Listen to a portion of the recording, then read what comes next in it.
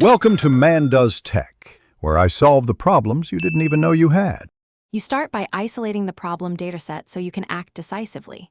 Open a copy of the file, scan headers and 10-20 sample rows, and reproduce the error so you know exactly where it appears. Once done, mark affected columns and any error messages. This focuses your fixes. Make sure to record field types and inconsistent formats. Excel reacts differently to text, dates, and numbers, so you'll know whether to cleanse, convert, or repair the data next. Now you act on the messy cells. Use trim and clean to remove invisible characters and substitute to fix recurring formatting issues. Then apply text to columns for delimiter splits and convert textual numbers and dates with value or date value to restore arithmetic behavior. Once converted, use filters and conditional formatting to highlight blanks, duplicates, or outliers so you can address them in bulk.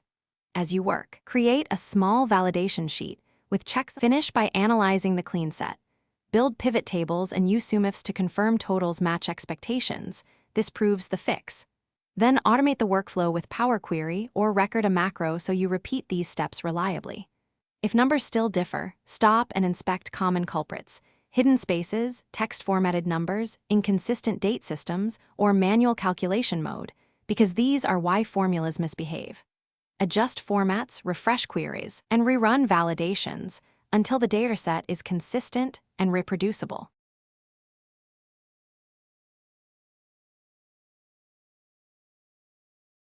Thanks for watching.